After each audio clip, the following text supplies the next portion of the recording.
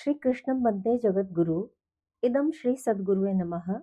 वाङ्मय नंबर 6, साधना से सिद्धि भाग 2, ऑडियो नंबर 39।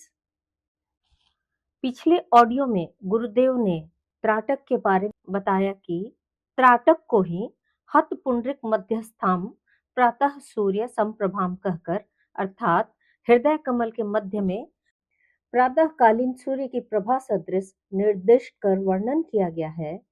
यही हृदय पद्म में उल्लासित सविता की ज्योति है। गायत्री साधकों द्वारा बाह्य त्राटक एवं अंतः त्राटक की साधना इसी परम ज्योति के दर्शन कर जीवन लक्ष्य प्राप्त करने के लिए की जाती है।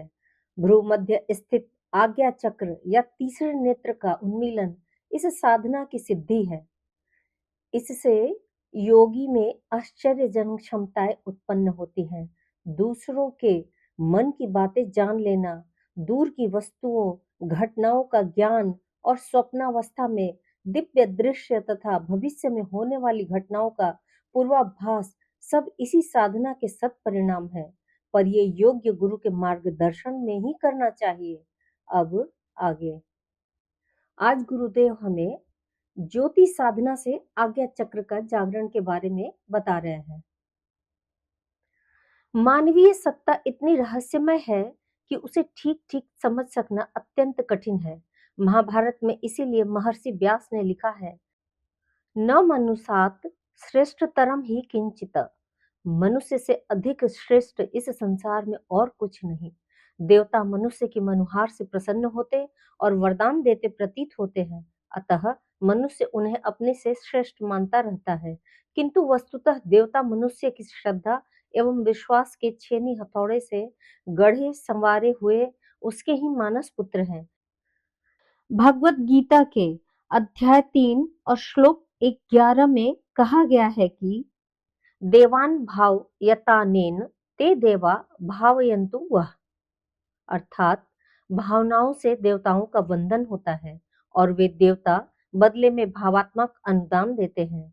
भावो ही विद्यते देवः का कथन यह स्पष्ट करता है कि पाषाण खंड को दैवी सामर्थ्य संपन्न बना सकने की चमत्कारिक क्षमता का वास्तविक आधार भावना ही है।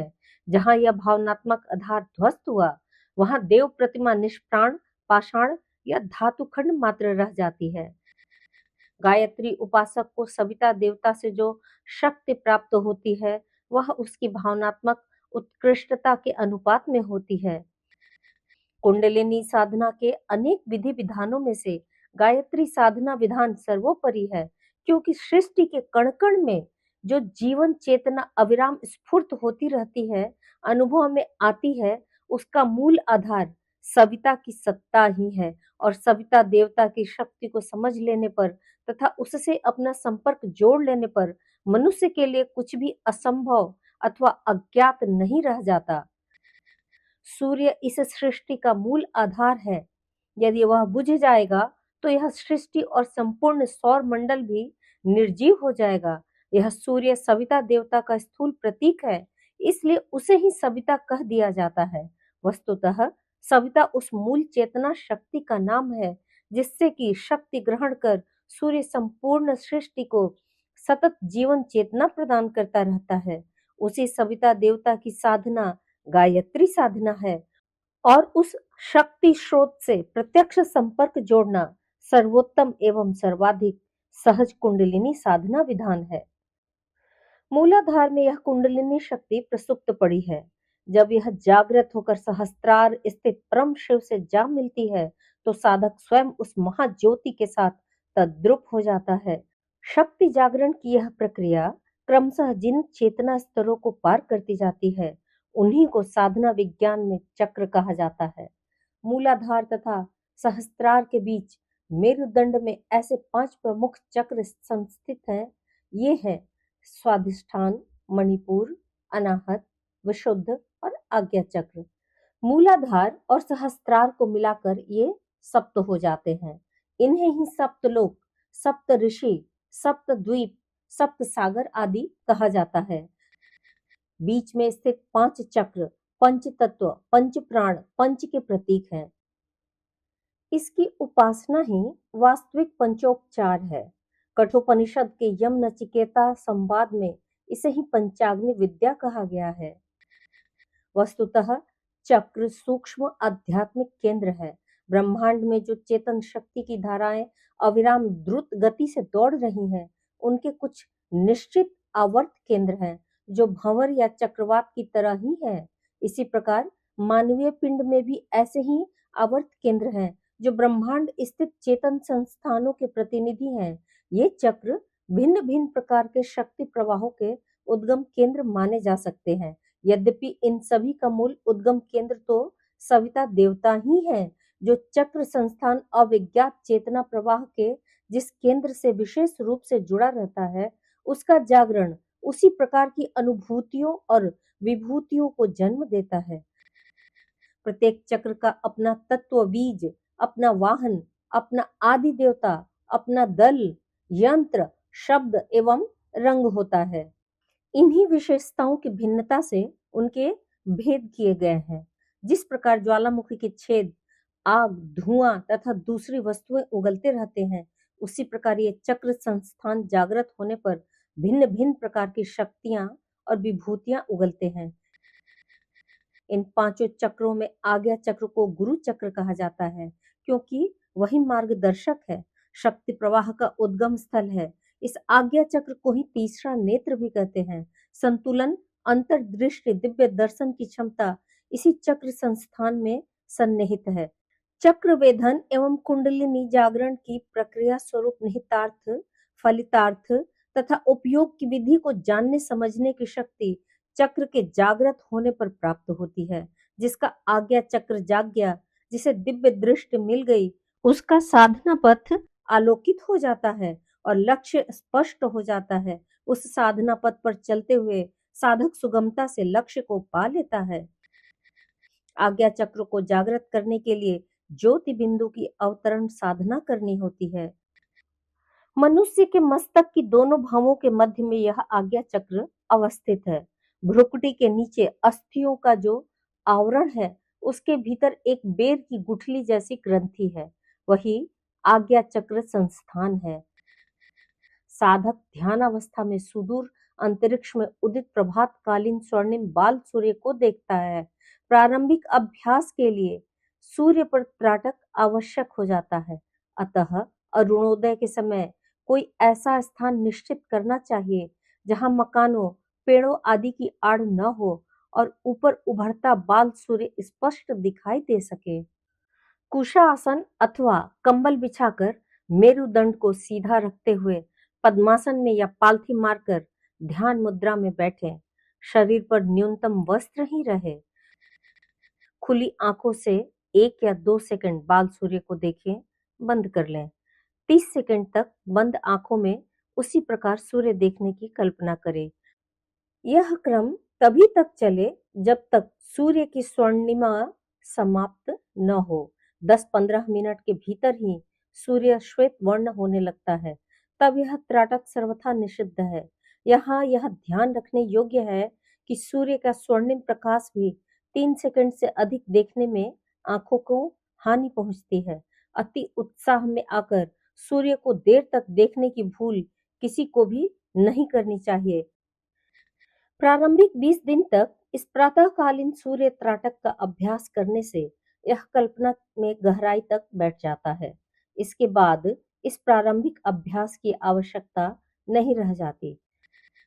इसके उपरांत सिद्धि, कल्पना और आस्था की पुष्ट भावना के सम्मिश्रण से ज्योति बिंदु का ध्यान आगे बढ़ाया जाए। उपासना अवधि में साधक गायत्री मंत्र के जप के साथ ही अपने आज्ञा चक्र संस्थान में वैसे ही बाल सूर्य की कल्पना एवं भावना करे। यह ध्यान किया जाए कि ईश्वरीय दिव्य प्रकाश की प्रेरणापूर्ण किरणें जो अपने ऊपर बरस रही हैं, उनसे संपूर्ण स्थूल एवं कारण शरीर जगमग हो गया। आज्ञा चक्र स्थित आत्म ज्योति जागृत हो गई है। वहां से एक्सरे जैसी प्रचंड किरणें निकल रही हैं, जो वस्तुओं व व्यक्तियों को ही नहीं, विचारों, भावनाओं, शास्त्रों और सैद्धांतिक प्रतिपादनों तक के मर्म वेधन में समर्थ है, जो अंतर्निहित दिव्य दृष्टि को प्रखर बना रही है। अपने भीतर के कषाय कल्मश दोष दुर्गुण भी स्पष्ट दिख रहे हैं और उन्हें दूर करने, फेंक देने, समाप्त कर देने की प्रक्रिया भी सामने स्पष्ट है। साथ ही अपनी आंतरिक उत्कृष्टताओं को उभारने का मार्ग भी पूर्णतः प्रकाशित हो उठा है। जितनी गहरी श्रद्धा के साथ अंतः क्षेत्र को दिव्य बनाने वाली यह ज्योति साधना की जाएगी, आज्ञा चक्र के जागरण का उद्देश्य उतनी ही मात्रा में पूरा होता जाएगा। आज्ञा चक्र की यह साधना नियमित रूप से लंबे समय तक करने पर साधक के भीतर की उत्कृष्टताएं उभरती चली जाती हैं और वह संजय की तरह दिव्य दर्शन की शक्ति भी प्राप्त कर लेता है। भूगर्भ में या सृष्टि के अंतराल में छिपी दूरवर्ती वस्तुओं का ज्ञान आज्ञा चक्र से निकलने वाली अद्भुत सूक्ष्म किरणों द्वारा सहज ही हो जाता है। अविज्ञात के गर्भ में पक रही संभावनाएं भी उसे दिख जाती हैं। अब हम गुरुदेव के सूक्ष्म संरक्षण में जानेंगे तृतीय नेत्रोन्मीलन, दिव्य दृष्टि, जागरण।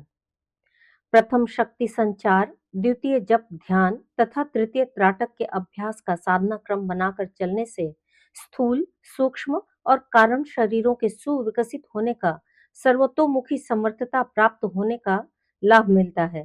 त्राटक रात्रि में सोने से पूर्व करना चाहिए। इसके लिए न्यूनतम 15 मिनट और अधिकतम आधा घंटा समय लगाना चाहिए। इस साधना के लिए एकांत अंधेरा कमरा होना चाहिए। ध्यान मुद्रा में बैठा जाए। सामने 3 फुट की दूरी पर चौकी बिछाकर उस पर दीपक रखना चाहिए। शुद्ध घी का दीपक अधिक उपयुक्त है। न मिलने पर नकली घी की अपेक्षा शुद्ध तिल का तेल दीपक में जलाना उत्तम है। आंख खोलकर दीपक की लौ को 1-1 मिनट बाद देखें। इसके बाद आंखें बंद कर लें। भावना करें कि दोनों भ्रीकुटियों के मध्य आज्ञा चक्र के स्थान पर दीपक की लौ जैसी ज्योति की प्रतिष्ठापना हो रही है।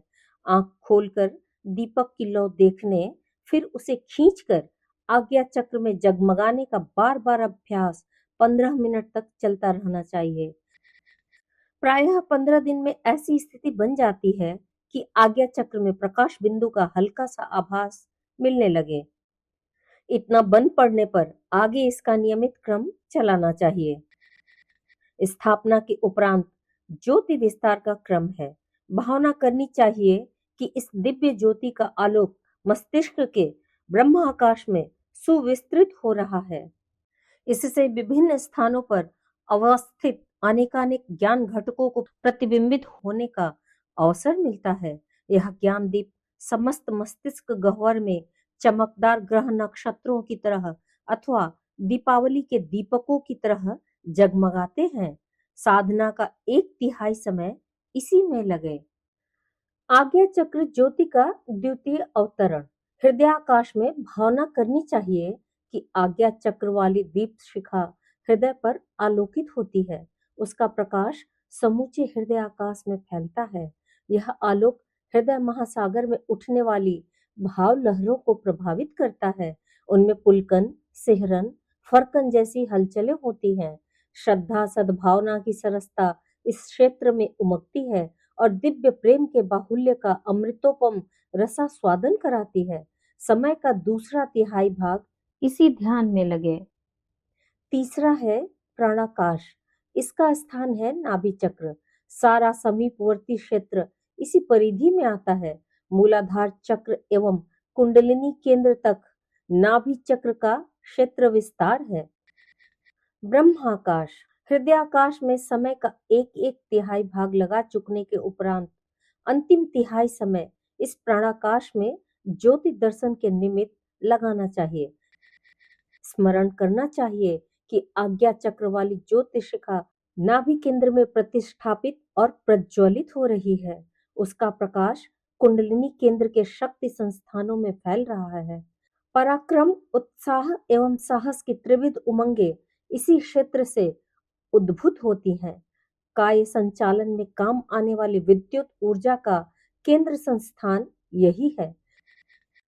भावना करनी चाहिए कि इस क्षेत्र के समस्त शक्ति घटक ज्योति ऊर्जा की गर्मी पाकर कमल पुष्पों की तरह खिल उठते हैं, दीपकों की तरह प्रकाशवान होते हैं। प्रसुप्ति हटती है और जागृति बढ़ती है। समर्थता और प्रखरता के चिन्ह इस क्षेत्र के प्रत्येक घटक में दृष्टिगोचर होते हैं। समय का अंतिम तिहाई भाग इसी धारणा में लगना चाहिए। त्राटक योग का समापन समस्त काय कलेवर में सन्निहित महत्वपूर्ण घटकों को दीपावली के प्रज्वलित दीपकों की तरह आकाश में जगमगाने वाले ग्रह नक्षत्रों की तरह चमकते अनुभव करना चाहिए।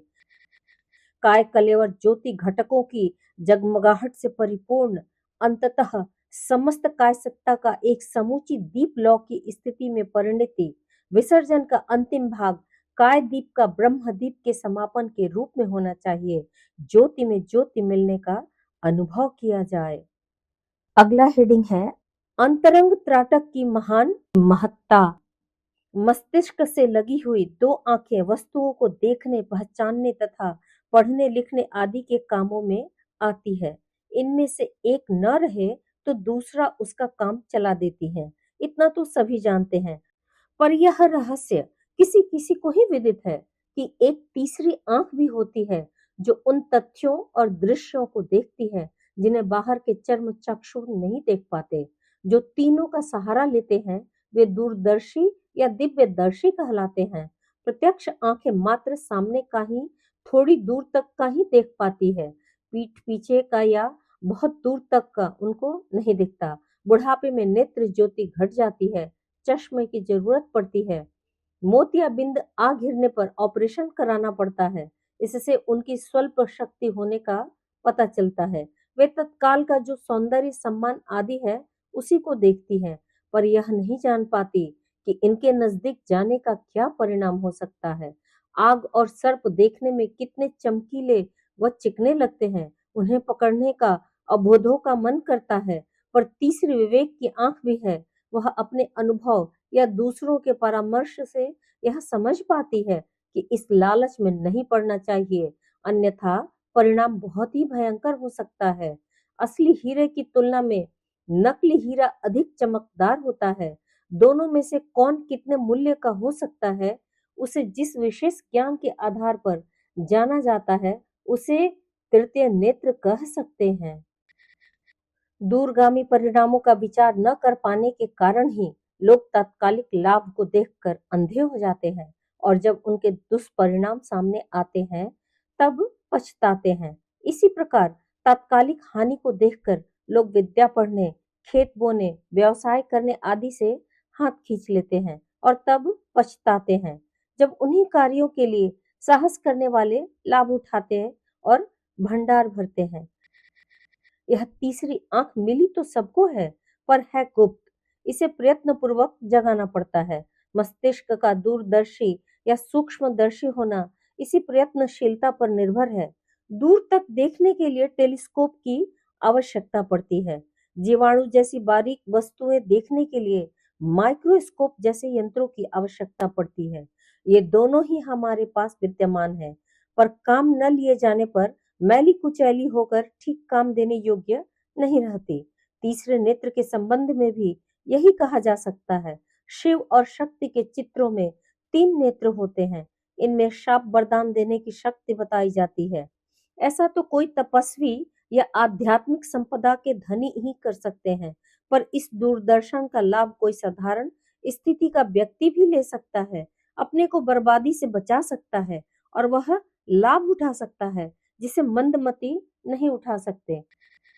जो कार्य इन दिनों किया जा रहा है उसका अगले दिनों क्या परिणाम होगा, यदि निष्कर्ष ठीक तरह निकाला जा सके तो कोई भी व्यक्ति दुष्कर्मों में हाथ न डाले और ऐसी रीति नीति अपनाए जिसके सहारे उज्जवल भविष्य का बनना सुनिश्चित है। लोग तात्कालिक स्वाद, सौंदर्य या लाभ भर को देखते हैं और मछली चिड़ियों की तरह जाल में जा फंसते हैं। चाशनी पर टूट पड़ने वाले मक्खी की तरह पर फंसाकर वे मौत मरते हैं। इन्हें अदूरदर्शी ही कहा जा सकता है, जो इस जाल जंजाल से भरे संसार में फूंक फूंक कर कदम नहीं रखते हैं। वे इसी प्रकार फंसते हैं और बहुमूल्य जीवन संपदा को बाजी में हार जाते हैं। आध्यात्म प्रकरणों में त्राटक प्रयोगों की चर्चा है। उसमें प्रातःकालीन स्वर्णिम सूर्य, दीपक या किसी चमकदार निशान पर मिसमरिज्म स्तर के अभ्यास करते हैं और आंखों की बेधक दृष्टि बढ़ाते हैं। चमकदार दृश्य को लगातार देखने और उसके साथ इच्छा शक्ति का समावेश करने से वह क्षमता प्राप्त हो जाती है कि किसी भी मनस्वी को योग निद्रा में सुला सके, उसके मस्तिष्क पर अधिकार कर सके। यह एक प्रकार का जादू चमत्कार है जिसके सहारे अपनी विशेषता सिद्ध की जा सकती है। सामान्य लोग इसी स्तर के प्रयोग करते रहते हैं, किंतु जिन्हें अध्यात्मवाद में आस्था है, वे बाह्य त्राटक का प्रयोग अति आरंभिक अवस्था में करते हैं। दीपक आदि का सहारा वे कुछ समय लेकर यह क्षमता प्राप्त कर लेते हैं कि बहिरंग दृश्यों को अंतरंग क्षेत्र में दिव्य दृष्टि से देख सकें। इसके अभ्यास में यह करना होता है कि कोई खिला फूल आंख भर के देखा जाए और फिर ठीक वैसी ही कल्पना आंख बंद करके की जाए। बाद में आंख खोलकर यह देखा जाए कि प्रत्यक्ष और कल्पना में कितना अंतर रहा है। किसी बेल बूटे, खिलौने आदि के सहारे भी यह अभ्यास किया जा सकता है कि बहिरंग दृश्यों का यथावत स्वरूप कल्पना चित्र के रूप में सही प्रकार जमा या नहीं। आरंभ में इसमें कुछ अंतर रहता है, पर थोड़े ही दिनों में ऐसी स्थिति बन जाती है कि बाह्य वस्तुओं और घटनाओं का यथार्थ स्वरूप मात्र कल्पना के आधार पर जाना जा सके। कितने ही अंधे लोगों में आंशिक रूप से यह शक्ति विकसित हो जाती है और वे उस अदृश्य दृष्टि के सहारे दिन भर अपना काम बिना भूल चूक के किया करते हैं।